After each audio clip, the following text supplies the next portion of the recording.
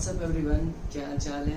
I hope सब अच्छे होंगे. Okay, so now in this video we are going to talk about barter system and its limitations. मतलब simple form में अगर हम बात करें, ये टॉपिक आप सबको वेल अवेयर हो. ठीक है, इस टॉपिक के बारे में आप सभी पहले से वेल अवेयर हो. आपने 10th में पढ़ा होगा, 9th में पढ़ा होगा. तो ये टॉपिक है बहुत सिंपल सा. ठीक है, लेकिन मनी के आने से पहले की चीज है ये. तो सिंपल फॉर्म में अगर हम बात करें तो बार्टर सिस्टम क्या है, पहले उस बारे में बात करें. देखो, बार्टर सिस्टम क्या होता है? Simply exchange of goods for goods, यानी गुड्स के बदले गुड्स को एक्सचेंज करो आप, यानी कि परचेजिंग सेलिंग जो भी होगा गुड्स के गुड्स में ही फॉर्म में होगा. सीसी इकोनॉमी, यानी कि देखो सी का मतलब यहाँ पे मैंने सिंपल ब्रैकेट में लिख दिया है कमोडिटी, यानी commodity to commodity economy and no use of money. देखो, बार्टर सिस्टम था क्या? सिंपली अगर हम बात करें तो पहले के वक्त में क्या हुआ करता था, मनी तो था नहीं, यानी कोई भी ऐसा मीडियम नहीं था कि जिसके जरिए बहुत इजीली किसी भी टाइप ऑफ ट्रांजेक्शन्स को सॉल्व किया जा सके. तो देखो, पहले क्या हुआ करता था ना कि गुड्स के बदले गुड्स को यूज करते थे. मतलब अगर हम सिंपल फॉर्म में बात करें, अगर आपको कुछ चाहिए तो आपके पास कुछ होना चाहिए देने के लिए. ठीक है, अब ये कुछ क्या होना चाहिए, ये कुछ वर्ड में क्या था, गुड्स. ठीक है, आपके पास कोई ना कोई सामान होना चाहिए अगर आपको कुछ चाहिए. यानी सिंपल अगर हम बात करें तो खाली अगर आप हाथ हो तो आपको कुछ नहीं मिलने वाला. सो बार्टर सिस्टम क्या था? सिंपली बार्टर सिस्टम एक इकोनॉमी थी जहां पे गुड्स के बदले गुड्स को एक्सचेंज किया जाता था. इट मींस सिंपल सी फॉर्म है, सिंपल सी बात है कि there will be no use of money. Money का कोई भी यूज नहीं था यहाँ पे. और सिंपली इस इकोनॉमी को सीसी इकोनॉमी भी कहा जाता था, मतलब कमोडिटी टू कमोडिटी. देखो, सीसी इकोनॉमी का मतलब यहाँ पे एक बायर के पॉइंट ऑफ व्यू से बोला गया, एक सेलर के पॉइंट ऑफ व्यू से बोला गया. मतलब सिंपली वी टॉक अबाउट, अगर बायर है तो उसके पास भी कोई कमोडिटी होनी चाहिए, and in other word if you talk about कि अगर सेलर है तो उसके पास भी कमोडिटी होनी चाहिए. अब देखो, इसमें क्या होता था ना कि एक बहुत ही सिंपल सा वर्ड था, डबल कोइंसिडेंस ऑफ वांट.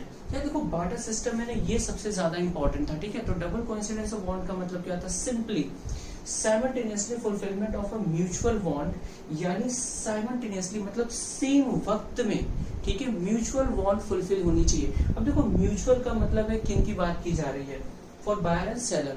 मतलब बायर और सेलर दोनों की जो वांट है आपस में फुलफिल होनी चाहिए. देखिए, मैंने आपको पहले कह दिया ये सीसी इकोनॉमी है. मतलब बायर को भी कमोडिटी चाहिए और उसके पास होनी भी चाहिए, और सेलर जो कि सेलर है उसके पास भी कमोडिटी होनी चाहिए, उसको चाहिए भी. मतलब अगर हम सिंपल वर्ड में बात करें तो इसमें जो बायर एंड सेलर है वो देखो, एक बंदा दोनों वर्क वो परफॉर्म कर रहा है. मतलब अगर बायर है तो वो सेलर भी है, और अगर सेलर है तो वो एक बायर भी होगा.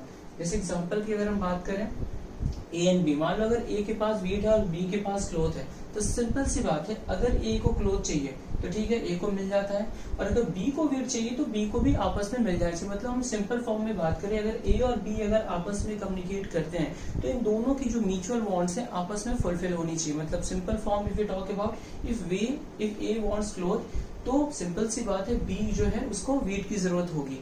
अगर इन दोनों की वांट फुलफिल नहीं होती है, मतलब सिंपल फॉर्म में बात करें, मान लो ए को क्लोथ चाहिए लेकिन बी को वीट नहीं चाहिए, बी को कुछ और चाहिए, मान लो बटर चाहिए या गन चाहिए, कुछ भी चाहिए, मतलब समथिंग एल्स, तो वहां पे ये डबल, या फिर यहाँ पर आप कह सकते हो देन यहाँ पे बार्टर सिस्टम वर्क नहीं करेगा. तो simply we talk about the barter system क्या था, ये एक इकोनॉमी है, या फिर आप कह सकते हो ये एक सिस्टम था जिसमें गुड्स के बदले गुड्स को एक्सचेंज किया जाता था. बाकी इसकी एक सबसे बड़ी प्रॉब्लम भी कह सकते हो, या इसके ये कह सकते हो फीचर्स था.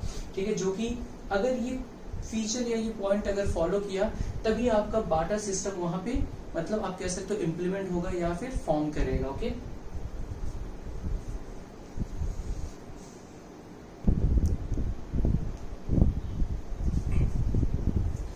okay, now let's talk about the limitations or problems or inconveniences of barter system. ठीक है, मतलब डीमेरिट चीजों के बारे में बात करते हैं, या फिर हम उन फैक्टर्स के बारे में बात करते हैं जिस वजह से मनी को फॉर्म किया गया, या फिर मनी का इवैल्यूएशन हुआ, या फिर किस वजह से बार्टर सिस्टम को एक्सचेंज किया गया, या फिर बार्टर सिस्टम जो है वो रिप्लेस हुआ या फिर पूरी तरीके से खत्म हुआ. सबसे पहला, lack of double coincidence of want. मतलब simply if we talk about that there is a difficulty to find out the same buyer and seller. अब देखो यार, ये जो lack of double coincidence of want है, ठीक है, कहीं ना कहीं ये अच्छा भी था, लेकिन कहीं ना कहीं यही एक लिमिटेशन, यानी कि आप कह सकते हो कि बार्टर सिस्टम जो पूरी तरीके से गायब हुआ उसका एक फीचर भी था.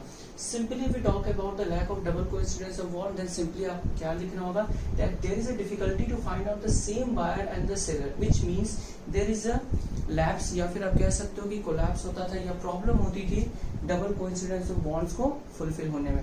देखो सिंपल सी बात है, सेम बायर और सेम सेलर फाइंड आउट करना बहुत मुश्किल होता था, ठीक है।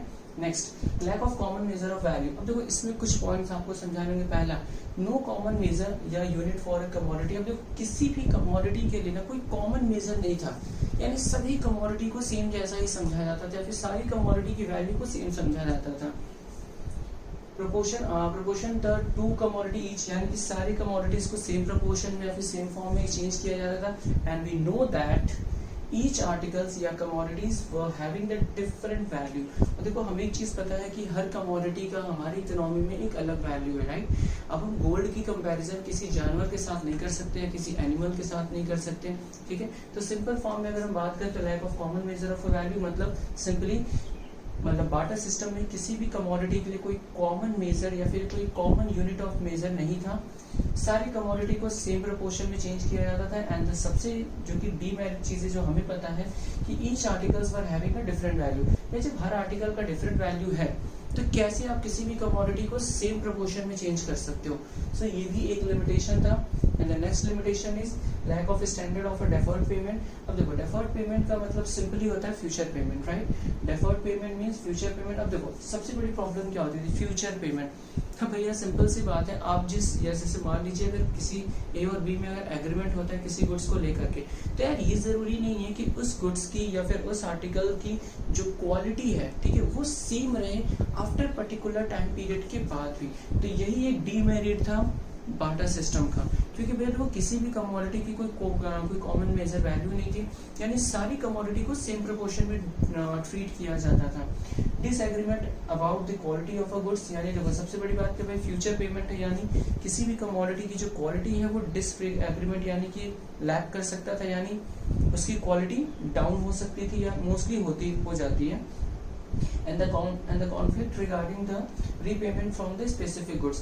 अब भैया देखो मार काट हो जाता था, खून खराबा हो जाता था, कब अगर जिस गुड्स की बात की गई अब वो गुड्स ना देकर के दूसरे गुड्स को दे दो, ठीक है। तो देखो सिंपल सी बात है, तो ये एक डीमेरिट था स्टैंडर्ड ऑफ डेफर्ड पेमेंट। देखो स्टैंडर्ड ऑफ डेफर्ड पेमेंट का मतलब है फ्यूचर पेमेंट। तो सिंपली वी नो दैट कि यार किसी भी गुड्स के जरिए आप फ्यूचर पेमेंट नहीं कर सकते हो। पहली चीज डिसएग्रीमेंट अबाउट क्वालिटी, भैया उसकी क्वालिटी डाउन हो जाएगी फ्यूचर पेमेंट की बात करें, यानी अगर आप किसी भी गुड्स को आज अगर आप खरीदते हो then you know that after a particular time period उसकी जो क्वालिटी होगी वो क्या कर जाएगी, डाउन हो जाएगी, ठीक है। तो एक ये डीमेरिट था फ्यूचर पेमेंट ना हो पाने का। और दूसरा क्या है भैया, अगर हम कोई दूसरा गुड्स तुमको दे दिए तो भैया मारपीट खून खराबा हो जाएगा। तो देखो सिंपल सी बात है, ये तीन है और अभी आपका एक और है, तो वो चीज ठीक है। तो फिलहाल आप इसके स्क्रीनशॉट ले सकते हो नोट्स बनाने के लिए।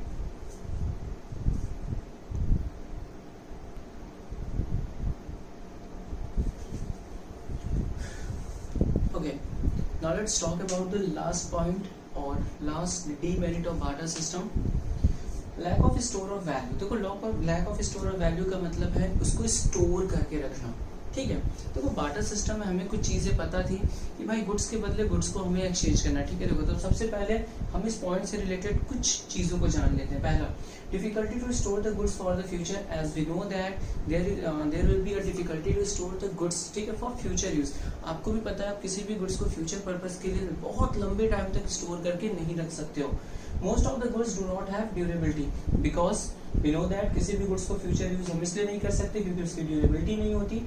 एंड सबसे इंपॉर्टेंट चीज क्या है, देखो अगर गुड्स को स्टोर करके रखना है then you have to require the time and effort. देखो टाइम का मतलब होता है फ्यूचर है मतलब टाइम, आपको नहीं पता है कि ये देखो फ्यूचर का मतलब सिंपल सी बात है अनसर्टेनिटी, मतलब you are not knowing about कि how much time period you have to store the goods, ठीक है, कितने टाइम पीरियड के लिए आपको गुड्स को स्टोर करके रखना है ये नहीं पता। एंड एफर्ट मीन्स आपको उसको मेंटेन करके रखना होगा अगर आप चाहते हो कि उसकी ड्यूरेबिलिटी रहे। तो यार आपको भी पता है इतना पॉसिबल नहीं है कि आप किसी भी गुड्स को कंटिन्यूअसली टच में रखो, ठीक है। I am not talking about the businessman जो बिजनेस या जो प्रोड्यूसर्स होते हैं जो गुड्स के साथ डील करते हैं, बट एज अ कंज्यूमर हम किसी भी गुड्स को बहुत ज्यादा एफर्ट नहीं दे सकते, बिकॉज वी नो दैट यार उस पर ज्यादा एफर्ट देना इज यूजलेस, बिकॉज क्योंकि उसकी ड्यूरेबिलिटी ही नहीं है। तो देखो जो फोर्थ पॉइंट था हमारा डीमेरिट का, जो कि था lack of store of value, मतलब आप किसी भी गुड्स को स्टोर करके लंबे पीरियड तक नहीं रख सकते हो। सो इन दिस वीडियो फिलहाल इतना ही। इस वीडियो में हमने सिर्फ बार्टर सिस्टम के बारे में बात की और उसकी लिमिटेशंस या ड्रॉबैक्स, ठीक है, यानी किन फैक्टर्स की वजह से बार्टर सिस्टम जो है वो मार्केट से टोटली आउट हो गया। सुनो, okay, so be safe, secure and keep smiling.